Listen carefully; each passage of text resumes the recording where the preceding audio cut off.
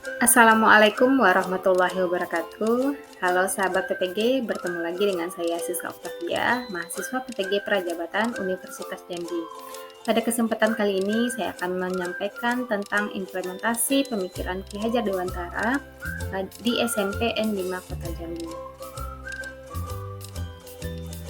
Sebelum kita masuk ke pembahasan kali ini, ada baiknya kita mengenal terlebih dahulu siapa itu Ki Hajar Dewantara. Ki Hajar Dewantara merupakan bapak pelopor pendidikan Indonesia. Nama aslinya bukan Ki Hajar Dewantara, akan tetapi Raden Mas Suwardi Suryaningrat. Beliau berasal dari keluarga bangsawan Pura, Pakualam, Yogyakarta. Beliau menempuh pendidikan di sekolah Belanda, kemudian terpaksa dikeluarkan dari sekolah kedokteran karena kondisi kesehatannya. Setelah itu, beliau menjadi jurnalis hingga diasingkan karena tulisan kritisnya tentang pemerintahan Belanda. Pada 3 Juli tahun 1922, Ki Hajar Dewantara mendirikan Perguruan Nasional Taman Siswa. Sekolah pertama yang didirikan adalah Taman Indria atau Taman Kanak-kanak dan kursus guru. Kemudian diikuti Taman Muda atau sekolah dasar dan Taman Dewasa atau sekolah SMP yang merangkap Taman Guru. Setelah itu diikuti pendirian Taman Madya atau SMA, Taman Guru atau SPG, Prasarjana dan Sarjana Wiyata. Dalam waktu 8 tahun, perguruan taman siswa telah hadir di 52 tempat. Dalam Kabinet pertama Republik Indonesia, Ki Hajar Dewantara diangkat menjadi Menteri Pengajaran Indonesia. Beliau adalah Menteri Pendidikan, Pengajaran, dan Kebudayaan yang pertama. Itulah biografi singkat Ki Hajar Dewantara, seorang yang memiliki kontribusi besar terhadap pendidikan Indonesia. Baiklah, sekarang kita masuk ke konsep pendidikan menurut Ki Hajar Dewantara. Konsep pertama tentu kita harus mengacu dulu kepada tujuan pendidikan menurut Ki Hajar Dewantara. Menurut Ki Hajar Dewantara, pendidikan bertujuan untuk menuntun segala kodrat yang ada pada diri anak-anak agar mereka dapat mencapai keselamatan dan kebahagiaan yang setinggi-tingginya. Dalam hal ini berarti pendidikan tidak menuntut seorang anak menjadi seperti yang diinginkan oleh orang dewasa. Kan tetapi menuntun mereka menemukan apa yang menjadi kebutuhan dan keahlian mereka. Hal ini tentu saja menciptakan pembelajaran yang aktif dan menyenangkan, sehingga anak puas dengan apa yang didapatkannya. Tujuan pendidikan yang dicanangkan oleh Ki Hajar Dewantara itu melahirkan asas kemerdekaan, di mana setiap individu, bahkan seorang anak, diberi kebebasan oleh Tuhan Yang Maha Esa untuk mengatur kehidupannya, dengan tetap sejalan dengan aturan yang ada di masyarakat. Hal ini juga berlaku dalam dunia pendidikan, di mana seorang anak diberi kebebasan untuk menentukan cara ataupun gaya belajar mereka sesuai dengan kebutuhan dan minatnya. Namun, walaupun demikian, guru perlu menuntun mereka agar tidak keluar dari aturan-aturan yang ada di masyarakat. Saat melakukan pengamatan pembelajaran di SMP N5 Kota Jambi, saya menemukan bahwa guru di SMP N5 Kota Jambi, khususnya guru bahasa Indonesia, itu telah menerapkan prinsip asas kemerdekaan ini, di mana setiap siswa diberi kebebasan mengeksplor materi sesuai dengan minat dan bakatnya. Misalnya, ada siswa yang senang belajar dengan gaya audiovisual, maka guru membolehkan mereka membuka materi melalui media audiovisual. Bahkan ada siswa yang suka dengan cara visual, maka guru mengizinkan mereka dengan membaca materi, baik itu di dalam buku yang sudah disediakan ataupun mencari dari media sosial juga. Konsep kedua yaitu pendidikan harus diselaraskan dengan kodrat alam dan kodrat zaman. Kodrat alam ini berkaitan dengan sifat dan bentuk lingkungan di mana anak berada, atau bisa kita artikan sebagai kultur atau budaya di tempat tinggal si anak. Misalnya, seorang anak yang tinggal di daerah Pulau Jawa tentu memiliki kultur budaya yang berbeda dengan anak yang tinggal di Pulau Sumatera, Kalimantan, Sulawesi, dan lain sebagainya. Kodrat alam ini juga dihubungkan dengan budaya yang ada di dalam keluarga si anak, budaya di sekolah, dan juga budaya yang ada di lingkungan masyarakat sekitar rumah si anak. Di SMP N5 Kota Jambi, untuk kodrat alam ini telah diterapkan beberapa kebiasaan baik. Misalnya, jika seorang siswa berpapasan dengan guru, maka siswa tersebut akan menyalami guru tersebut. Minimal mereka menyapa dan tersenyum kepada guru itu. Kebiasaan lain yang sudah diterapkan oleh SMP N5 Kota Jambi yang selaras dengan lingkungan masyarakat Kota Jambi yaitu yasinan setiap Jumat pagi. Nah, setiap Jumat pagi siswa bersama-sama membaca surah Yasin. Nah, hal ini bisa juga meningkatkan keimanan kepada Sang Pencipta.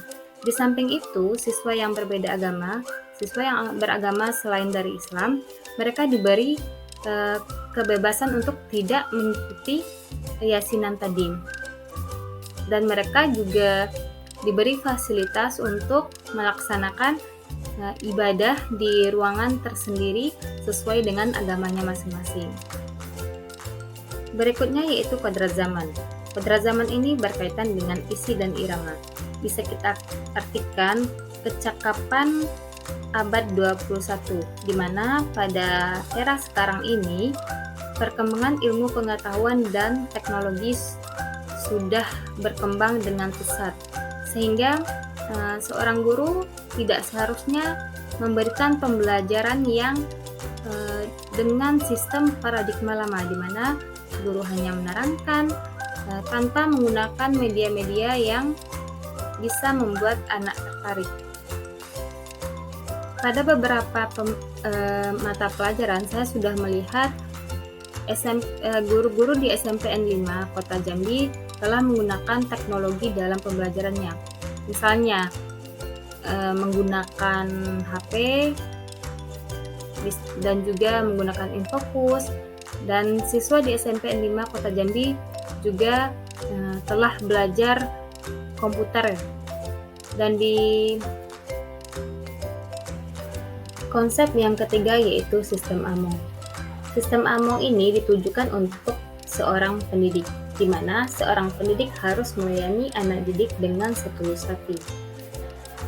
Dalam sistem AMO ini ada 3 hal yang dikemukakan oleh Ki Hajar Dewantara.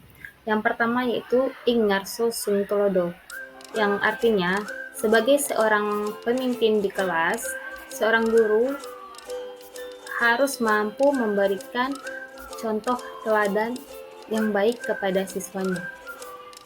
Yang kedua, Ing Madio Mangunkarso, yang berarti seorang guru harus mampu membangun semangat siswa. Yang ketiga, Tukwuri Handayani, yang berarti seorang guru harus mampu memberikan dorongan semangat. Dan di sini berarti seorang guru itu sebagai motivator bagi peserta didik. Mengacu pada sistem AMONG ini, berarti seorang guru harus memiliki kompetensi yang mumpuni dalam bidang yang diajarnya.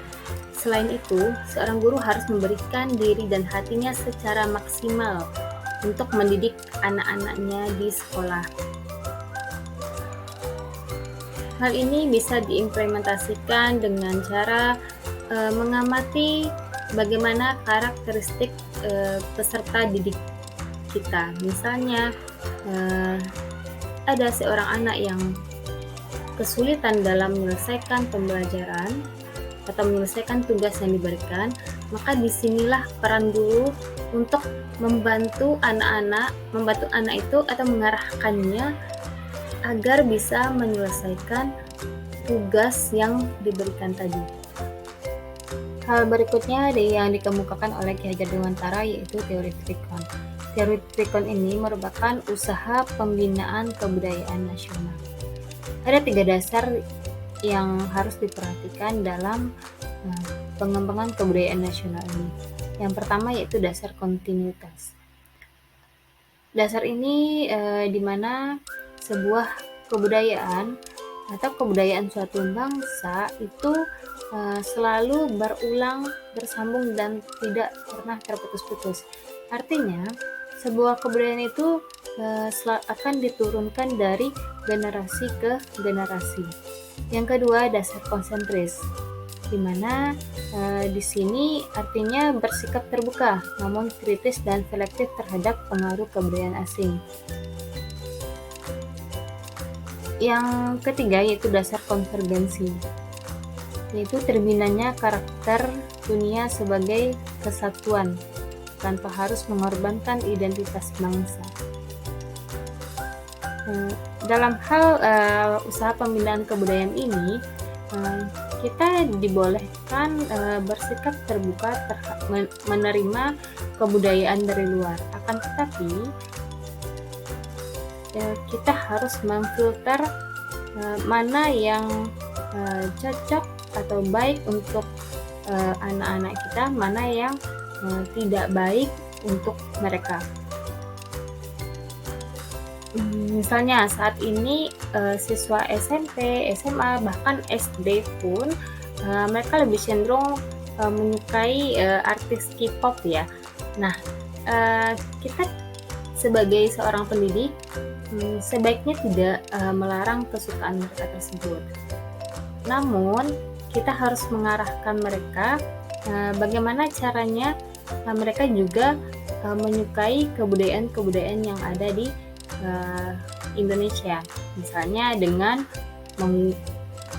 membuat acara yang berbasis kebudayaan. Konsep yang kelima, yaitu yang terakhir, tentang tripusat pendidikan. Menurut Ki Hajar Dewantara ada 3 tempat pendidikan seorang anak. Yang pertama yaitu pendidikan keluarga, di mana keluarga ini merupakan tempat pertama dan utama pendidikan seorang anak. Kemudian yang kedua, pendidikan dalam alam perguruan. Maksudnya di sini adalah pendidikan secara formal di sekolah, di mana di sini di sekolah anak-anak menggali ilmu pengetahuan. Kemudian yang ketiga, pendidikan dalam alam pemuda atau masyarakat. Maksudnya yaitu lingkungan tempat anak itu berada.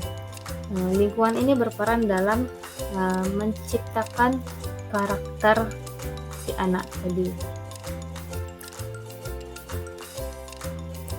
Dalam mendidik seorang anak, ketiga alam pendidikan ini atau tripusat pendidikan ini harus saling bersinergi agar norma-norma yang didapatkan oleh yang diperoleh oleh anak sesuai dengan norma-norma yang berlaku. Demikian pembahasan mengenai implementasi pemikiran Ki Hajar Dewantara pada SMP N5 Kota Jambi. Sampai jumpa pada video berikutnya.